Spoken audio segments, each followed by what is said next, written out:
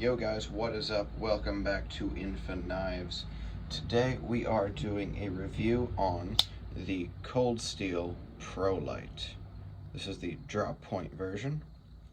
I just picked this guy up for National Knife Day and I'm loving it. It's really nice. I did not do a first impressions video just because I was busy, and by the time I had time to, I already had it for a while and it's not exactly first impressions. So that could just be me overthinking it, and I could have done it, but you know what? We're not doing it anyway. Alright, so now, as we're getting into this review, let me just do some specifications here. So we have an overall length of 7 7/8 from the tip to the butt of the knife. We have a blade length of 3.5 inches with a cutting edge of 3.25 inches. We have a blade steel, a drop point blade made of 4116 German steel with a plain edge and it says flat on Blade HQ, but it almost feels slightly hollow, and I can't fully tell. Looking down it looks slightly hollowed out to me, but I can't fully tell. So yeah, with the hollow / flat grind. It has a handle length of 4 5/8 with a grip length of 3 7/8. It comfortably fits my extra large sized hands when it comes to gloves. The handle material is made of GFN, glass filled nylon. It does not have liners, and it has a weight of 3.2 ounces. It has a tip up, fully ambidextrous pocket clip, and it is a lock back, but more importantly, it is the triad lock designed by Andrew Demko. Very strong lock. And as I said before, this is the Cold Steel Prolite, sorry. And it goes for, I think it's still on sale at Blade HQ for like $23. With shipping, probably gonna kick you up to around 27-ish. Alrighty, so that is our specifications. Just so you know, it did not come with this lanyard. I put this on myself. I'll explain that later. But yeah, now let's get on to some size comparisons. This is actually, I'm pretty sure, the biggest folding knife I own. So I only have a couple size comparisons here. So, and they're all gonna be smaller. So here is the Spyderco Dragonfly. I was about to say Cold Steel Dragonfly, that's weird. Yep, the Spyderco Dragonfly 2, the Assault with the Hawkbill. And I also have the CRKT Minimalist. Now, I picked two of these smallest knives I have. I don't know why, it makes this knife look huge. It's not really. Like I said, it's almost 8 inches long, which is big to some people. I mean, this is one of the bigger knives that I own, with a 3.5 inch blade. So, alright, so that is our size comparisons and everything. Now let's get into the main review part of this. Alrighty, so what is our good and our bad? First off, I love this knife. Like I said, this was $23, so sorry, something right there. Like I said, this was $23, so it's not going to be the best knife in the world, but also for $23, there isn't a whole lot I can really complain about it because it is that good. Now also, before we get into the rest of it, this does come in a couple different colors. You can get the black or the blue handle, and it also comes in a clip point blade or a Tanto style blade. So yep, you're free to choose whatever you want with that, although the Tanto, last I checked, is sold out. So yeah.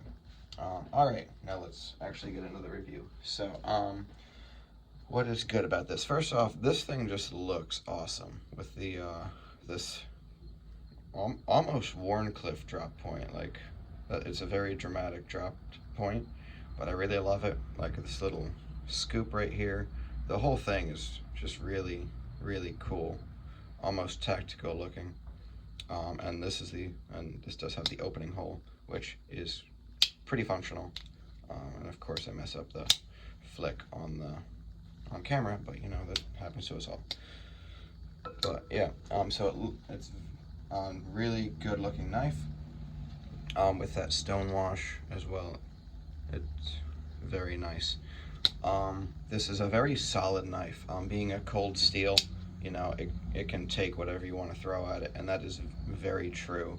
There is no blade play at all in either direction with that triad lock. As the lock wears, it won't get any blade play because I'm pretty sure there's like an angle in it. So as it wears, where most locks would start wiggling, it just wedges in even more. So yeah, so it is a very solid knife. Even without the steel liners, it is still very solid. This has a nice simple clip on it. Very little billboarding. As you can see, it just says cold steel right there, but it's not painted or anything. It's just stamped in there, or yeah, it's probably stamped, it's not engraved. But yeah, just stamped right in there. So it's not even very like flamboyant or anything. And it is recessed in there. The screws aren't, but the clip itself is. So as you can see, the clip is almost fully flush with that, with the handle instead of sticking out, and it has the same thing on the other side. Alright, so yep, so the clip is very nice, the retention's good, it does spring, and I like how kind of low profile it is, like it doesn't stick up a whole lot over here, like where some clips do, but that also means it might be a little bit harder to get in the pants, but I have not noticed that at all through me carrying it. The ergos are pretty good. I mean, they're not amazing or anything, but I mean, for a, what did I say, $23 knife, $27 after shipping, it's pretty comfortable. Both in the saber grip, hammer grip, and you can even put your thumb up on this little scoop or right there. But yep. So yeah, the ergos are pretty nice. I have one or two complaints about that, but I'll leave those for when we talk about the bad. The action is actually pretty good for a lockback. Cold Steel is known, at least I think they're known, they should be known, for their kind of smoother backlocks. I mean, like, it doesn't drop shut, but you can definitely close it one-handed. You can roll it out, or you can even flick it out with a middle finger using that opening hole. I can't really flick it out with the thumb. It just doesn't feel like I have enough to grab on to really feel comfortable flipping it out, but I can roll it out very reliably. So yeah, the action is really good. It's a little, like, I don't really want to say grind, but you can feel a little bit of roughness in there. Only just like for a second, like when you first open it, right there, there's a little bit. But I mean, that's barely even a thing. So yeah, and I touched on this a little bit when I was talking about how solid it is. The lockup is 100%. Like, there is zero blade play in either direction. I even hacked through probably about like a half-inch thick branch when I was fishing the other day to clear a little fishing spot with that. And I mean, granted, most knives should be able to handle that, but it is nice to see that there was nothing knocked out. I mean, considering it's 23 bucks, any competitor would probably get some blade play or lock stick, which that doesn't really have. And this, yeah, so lockup is good. This is a fully ambidextrous knife, meaning that pocket clip can be on either side. It's a lock back, so you can unlock it with either hand, and you can open it with either hand. So this is a fully ambidextrous knife. Right-handed people and left-handed people get the same experience with this knife, which is a nice touch. It has a nice feel about it. It's got a nice little bit of grip on here. You know, it just keeps it in your hand. Some very aggressive jimping back here, but with the spine of the lock right there, it's not super aggressive. Like, it just gives it enough to grip, but not enough where it's like totally eating up your thumb. And also, did I mention this thing is $23? That is crazy that we're able to get such nice stuff, like knives and stuff, like at such a cheap price. I mean, I'm not saying this is like the best knife in the world, but as a beater knife, like this is probably one of the best ones you can get for under 30 bucks. Not that I've tried every knife under $30, but this is one of the best. Cold steel definitely hit it out of the park with this one. All right, now one of the bad. I mean, there's only a couple things on here. One of them is just from an aesthetic standpoint. This right here just does not look great. I mean, I know they have it there so it can recess, but still, it just doesn't, not really a fan of it. But again, it doesn't really affect the performance or anything. So yeah, I mean, it's, some people won't like it. It doesn't bother me a whole lot, but I mean, it does mess with the aesthetics just a tad bit. But again, it's not really a huge thing. The pocket clip does give a little bit of a hot spot, just gripping it. I mean, it doesn't, not a big deal, but if you did like some really hard use, like cutting a lot of cardboard or something, or like if you're using this to carve a stick, it might start to wear on you a little bit right in here. Now, granted, that could just be with my hands. As I said, I wear a extra large size glove. But yeah, it does touch up on my hand just a little bit. And the last thing, the steel just has a lower HRC. I haven't tested it, but I've looked it up on YouTube, and I've seen anywhere from 51, I believe, to like 57, which isn't great. Like 51 is absolutely horrible. I mean, like, it'll cut, but not super well for like more than 2 minutes. But yeah, I mean, again, you shouldn't really be buying this as this is going to be the last knife I ever need. Like, it's going to do all my cutting tasks, unless, like, and granted, I don't cut a lot of stuff all day. Like, when I'm at work, the most I'll cut is maybe 10 to 20 cardboard boxes during my full day, which, granted, I mean, will wear on a knife if it's really cheap. But I mean, and like, if the steel isn't great, but I mean, this does fine. And I carry multiple knives on me, so it's not a big deal. But yeah, like 51 HRC is not great. I don't know exactly where this is. It seems to be on the slightly harder side, maybe about like 54, 55-ish. But yeah, not exactly sure where it is, but I have heard people complaining that it is a lower HRC.